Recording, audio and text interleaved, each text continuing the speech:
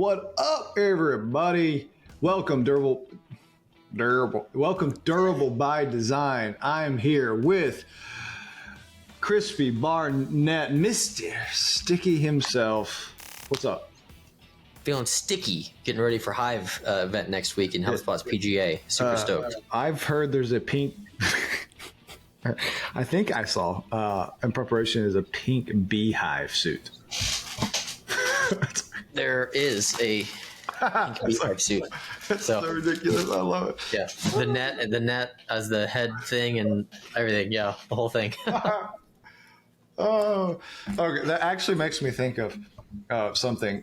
We're sitting here. What we're going to talk about today is surround bound, and we just got a onslaught of requests at this point of people talking about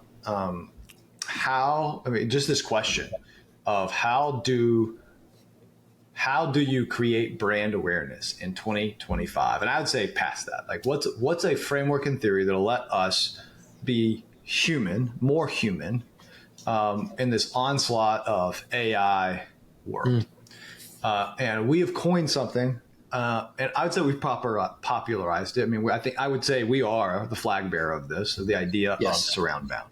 I actually creating it. I mean, I operationalized whatever we're calling this that I called surround bound when I ran an agency, Rev Partners, and that was material to us hitting moving so fast. And that's where I learned it, refined it, and now it's supered. We've operationalized it, I'd say, at its nth, and now it's just executing. So we want to talk to you and share with you about Crispy is also, if you like request him, go LinkedIn DM. We do trainings for this for free for our customers because that's we just do things for free like that. By the way, that's called surround bound, just so we'll hear it. But we're doing things for free for you. If you ask, we'll do it. If you're a customer. Period. Until then, what we're going to do is cover some concepts of surround bound, talk about how to operationalize it. This may be a several part series we do it. I want to start with Crispy is you have experienced surround bound before you came to work here. Yep. So you have seen it both as a competitor of Rev Partners, like if you would, I mean, competitor is a strong word, like in the same ecosystem and we're doing RevOps together. Yep. I don't think you took any deals away from me. I think I beat you. No, you did. I was going to say, I was not a competitor because I was inferior. Period. But you've experienced, my point is you've experienced it both as like in the same ecosystem and then as a customer or like a potential person we're selling to. And I think it's important here when we use this term, a new term, I'm gonna give Crispy credit for this is because he did it, is like this idea of go to customer is how did you experience our go to customer strategy that we call surround bound? At first as an ecosystem, second as a customer. Yeah. And I think jokes aside, like when I say I was inferior, like that's not a joke. And it's because of stuff like this. That's why I was getting beaten by like the RPs of the world. And the way that I experienced it was I was seeing constant updates on the great things that RP was doing for their customers. And I was seeing a trend in the form of like bigger and bigger customers and giant milestones that were being announced on LinkedIn and a presence from a bunch of influencers that were all RP. And that's why I think it was the big difference is I experienced that inevitability of if I'm going to be in this ecosystem, I am going to cross paths with RP and I'm going to get beaten by RP, like period. And that was the big thing that I experienced as a ecosystem influencer / competitor to RP was I was getting beaten. I knew it. And I knew that it was going to be a hard challenge. Crispy doesn't like to be beat either. No. Neither do I, to be honest. But and I say this is we talk about this. We did this ping pong challenge. We literally played 15 games until he beat me. So like, I mean, so I think I think where I want to start with, we'll call it session one. We'll do some more. Where did surround bound come from? Why does it exist? And what the problem does it fix? Yep. So where did it come from? And what problem does it fix? I'll start for like where it came from for me. And where like this idea, and I honestly, I've never seen anybody do it before. So like, I'll say where it came from, what problem does it fix, and then some tactical things, because it's a straight mind, it's a mind shift that has to occur. You can't just do surround bound. You must actually believe some basic tenets about the world for it to be true and for you to make the bet on it, because it has some fundamental beliefs in it. So where did it come from? When I was starting Red Partners, I was sitting down. I had never done LinkedIn in my life ever. And I was just sitting down thinking about, okay, I got to generate leads. I literally never done sales before. The point. Wow. But I had to run sales teams before. And I had been trained in sales methodologies before. What's the That's whack. Yeah, you ran sales teams but had never sold before. That's honestly more impressive that you pioneered this with that context. Well, I think it's about the mind. Like, I was a marketing person running sales, and so I just knew the data really well, and I knew frameworks really well. So where this come from is I had this idea, and I was trying to get sales teams, and I was like, hey guys, like, we need to make deals, and all you're doing is cold calling people. And I was running activities. I was like, guys, I need you to do more marketing. I don't care about attribution. Like, I just know. It's like, oh, send me to field events. Just send me to field events. That's all they want to do, is go to field events so I could talk to humans. And when they weren't at field events, they spent their time doing what? Making cold calls, sending emails. And as a marketing, I would do these webinars. I was like, man, like, I was like, I, as a human, I've never answered a cold call in 5 years. I don't go to field marketing events because I like to be home with my children. I just don't go to events. Like, you're never going to get me at an event. You're never going to get me via cold call. And I'm just a regular person. Yeah. So how the heck are we going to get, like, how do you actually get people? And I started seeing these, like, I started to learn marketing from people on LinkedIn, because I was on LinkedIn. I was sitting there. I didn't post, and I started following them. I think it was like, I guess David. It was somebody. There's some people. I don't know where they went on LinkedIn at this point, but there's some people that were. I think it's Exit 5. He was like one of the first people that runs that now. And I saw him, like, creating stuff, and I was like, and that was the first time I saw it. I said, because we had this idea, because we had to hire SDRs, and you had to hire A's, and I saw this idea, like, why the heck am I hiring an SDR when that's the first touch point with my brand? I hate that. Mm-hmm. So I actually I got rid of our entire SDA. I did full cycle sales. And you started to see, like, these things. I was building these teams. And so when I got to RP, and I was hit with this, okay, now it's real, not theoretical, not what do you actually freaking believe? Are you going to call people? How the heck are you going to generate deals?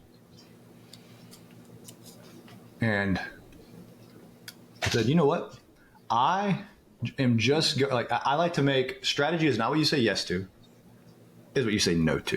And I said, I will never do anything I hate doing. I will never treat someone like I don't want to be treated. So I will never make a cold call in my life. I don't care what anybody says. I don't care if it's good, if it's bad. Like, I literally think it's dying. If not, it's not dead, but it's dying. And I hate cold emails. I literally hate them with a passion. I hate them even more. I actually hate them even more now. AI's ruined it. Please don't send it. It's a complete joke. Like, this AI personalization, it's a complete, absolute joke. Now, there are ways to be more human. So I was like, okay, what is a human first approach to creating lead generation? And that's where this idea was born. Was, what if I just shared, and I wanted to start journaling. I want to write a book one day, like you have. I'm not as good as you. It's like you have, but I want to be able to journal. I was like, I'm going to become the person I want to be. I'm just going to start documenting what I'm thinking about and the problems I hit, and combined with this idea that the entire customer journey has changed, which it means everyone's nonlinear. There's no possible way to freaking do attribution. Like, attribution is fake. Every software you have, everything you had about it, it is literally fake. It is a way for a CFO to justify spend on marketing. I am now the CEO. I was like, I'm now the co-founder, and I'm gonna like head this. I don't have to prove justification, so I can finally just do the things that work. So I was like, attribution doesn't exist, not real. It's actually harmful to even think, and just like harmful to even think that way. Cold calling is a waste of time. You must earn the right to get someone's phone number. Anything else is a violation of their privacy. Yep. Number in two, like three is email. You must earn the right by at least doing a bunch of LinkedIn's and try. And you only go to email to say, hey, I've already tried. Like, so how do you respect humans and get their attention in ways that are very valuable to them? Only get their attention about valuable. So I approached sales with a marketing mindset that didn't have to justify my position. Yep. And that is where all the, like, I just started doing it. Like, what works? Like, hey, I have to post every day. If I post about the same thing, I started seeing people started to say, man, I'm seeing you everywhere. I would go somewhere and people would say, Matt, I loved your stuff. I'm like, I don't know who the heck you are. I don't know, like, what. My friends, when I would go home from high school, I was like, Matt, you're saying like, what do you do for work? Do you work for HubSpot? And I'm like, no, bro, I don't even work for HubSpot. I sell HubSpot. In fact, I don't even like HubSpot sometimes. But people around me started to say, I'm seeing you. And they were talking about me. And I'm like, I don't talk to this person. I don't know who this person is. They're not in my life anymore, yet they're talking to me. And all I'm doing is posting on LinkedIn. What happens? And they're thinking about themselves, what happens if everybody at the company posted at the same time? Every day. And what would that do to the P&L? What does that do to our ability to go to market? What does that do to how big the company has to be? What is that, like, all the questions that come with that? What happens when you think about that? And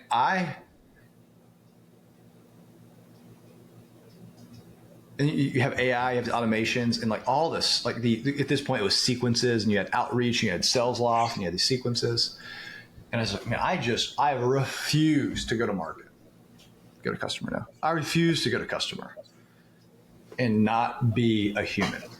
I just refuse.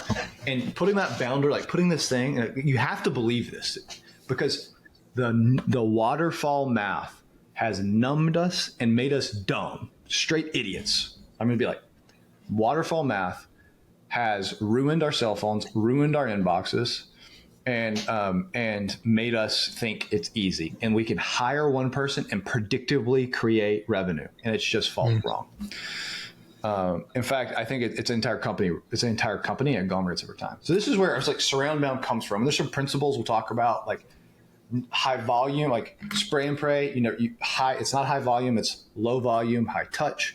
We'll get into some principles, but that's where this idea came from. It's the changing the buyer's journey. Everything's non-linear. They go to the website first. They see you. They're going to be looking at you for years before they even make a purchase. You start right now. You can't do attribution. You just got to be. It's all this stuff just consolidating into surround bound.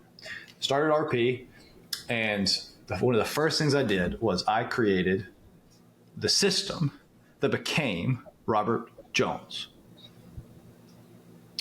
And I was like, I literally was like, hey, we're going to hire somebody, and their entire job at a service company. Like, this is the mindset. You have to give away a 6-figure salary to say, I'm going to give away a 6-figure salary, and all they're going to do is make videos online and do it for, do you know how much money that is for a service company? And you got to say, I'm not going to worry about attribution. I'm not going to worry about attribution. I'm just going to believe it works. Yeah. And it freaking works. Everybody knows, like you can say, does everybody know what RP is? Everybody freaking knows who RP was. Everybody freaking knows who Super is. It works. Yet, in your dark moments, in your dark places, you're going to fire them. And I'm telling you right now, if you want to do surround bound, you can't. I'm just like, this is like, you may not watch this. There's nothing practical here. You might think this is a worthwhile episode. I'm telling you right now, if you're going to do surround bound and you don't you think that getting rid of marketing is a useful, like cost cutting measure, you are not ready for surround bound, and you shouldn't even try it. It would be a waste of your time. So, and this is like when we talk, I'll let you respond here because it was me monologuing for a long time. It's so freaking important is you can't replicate it unless you actually believe. And so you need to sit with it. We'll talk about what it means to believe. This is like this next one is, now you've experienced this. What do you say that now, having done it? What's your response to all of that? Yeah, this is so you echoed a lot of things in the sense of like attribution is fake. Like, yes, it is. And I think that GTM is fake also, to be honest. Like GTM is like you alluded to the elements of marketing is this transactional turn it on, turn it off thing in businesses where it's I'm going to turn it on and test it. If it doesn't work, I'm going to turn it off again. And it's like, I'm not going to touch it. Right. And I'm afraid to dump money and resources into it because I need to see clear impact in the form of dollars and stuff like that. It's impossible to measure is the thing. And this is where it's impossible to measure the value of your brand as you build it, right? But you know that it's happening. You have to believe that it's happening as well. And this is where I think GTM falls in the same category of being so focused on systems and process and architecture and stuff like that, that it ignores meeting the customer where they are. And that's part of why I think go to customer is way more impactful. And like it's the next evolution beyond GTM, which is you are targeting your ICPs and everyone else through influence constantly and repetitively and from like multiple angles. And that's like really what surround bound is it's that engine that it makes you inevitable is what it is. Yeah. From a go to customer standpoint, it's the exact same thing where it's like, I want to meet the customers where they are and they need to see me constantly. Yeah. It's so, let me give you a few examples and we'll get in some tenets here on this next one. Let me give you a few examples. Like you got to be willing to do things like this. Super. We spent with no guarantee it would work. We had what do we have in the bank? We had $325,000 in the bank. We slapped our big, whatever you want to call it, on the table or the small one, and we said, we're going to put up $275,000 and for inbound conference. And we're just going to know it works. Last year. And we're just going to believe it works. Don't know what we're going to do yet. Don't know how we're going to do it. But we know that is that is worth it. And so we get sponsorship. We created an entire event. People saw it. People said we got written up as the best portion of inbound. But it takes, you don't plan it. It was nothing specific. It's nothing like, I had this big idea. We just said, this fits all we're going to execute on it. You got to be willing to make big bets like that.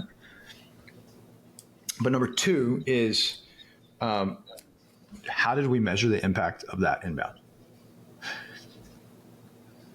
We did not operationalize. Like if you operationalize for meetings book for your marketing program, or if you operationalize for demos booked on your inbound, you will lose. What? So we got 96 demos booked at inbound, most by any company there. Period. Like there's no way anybody's close. And I never once asked or operationalized for the demo books. I only operationalized, and this is a whole other thing called WTF moments, but like the experience people have. And so there's just the whole thing. Go to customer means this is the core difference. The difference, and then I think we'll end this, we'll land here, and then we're actually getting some like practical stuff. So if you hated this episode, deal with it. You actually need to listen to this one. But number is the difference in go to market and go to customer is go to market says, here's how much money I spent. Here's how much revenue I need to generate. Wrong with marketing. Go to customer is, this is how many, literally the example was, I'm going to judge you by how many people tell me this is the best event they've ever gone to. And you must have that happen 20 times. I want you to optimize for that. I want people coming to me saying this is the best event they've ever been to 20 times. And you must operationalize for unforgettable experiences. And as far as impact goes in that as well, for if you want to boil down some level of attribution or talk about long-term impact of stuff like that, the inbound, like 96 deals created, stuff like that, like that's 1 month out of the year where we did that. Dude, right? I literally get people that said, oh, we saw you inbound last year. I began thinking about it, we put it here. And then I saw you 1,800 more times during the year. And so how the heck am I going to attribute inbound? Who gets the attribution? Is it me, or is it you, or is it Chris, or is it? Yeah. It just doesn't matter. It's a part of the, it's one aspect. It's one portion of the journey. As far as value of surround bound, it's cascading value as you continue to do it. Because then you have months like April where we generate 86 deals because of surround bound methods and stuff like that. No event, nothing, and we get 86 deals. Yeah. So agglomerates over time. So I guess if I was to say this, surround bound came from a response, and it's even, I'd say, even a bigger response from waterfall math, go-to-market math that said, that starts to numerically justify what I'm doing and what I'm spending. AI, guys, I'm going to say it's like it's only made this worse. We're getting rid of humans, and we're like operationalizing them out because the impact is AI is great to do work. It's awful to do marketing. Yeah. And the AI proof go to customer is surround bound. And if you're not doing it yet, and you're going to make your bet on AI SDR bots, get ready to lose or raise $100 million. Yep. Especially service companies. And I'll finish this because service companies sell what? They sell humans. People. Service. They sell humans. Doesn't matter what you sell a service that's done by humans. Okay. We'll go to the next one. I love theoretical chats. Because if you don't have theory and you go straight to tactics, you will lose every time. Every time. So have sound theory and have even more tenacious execution. Stay awesome, keep doing it big, everybody, and never stop. Surround. And we make bam, man. Adios.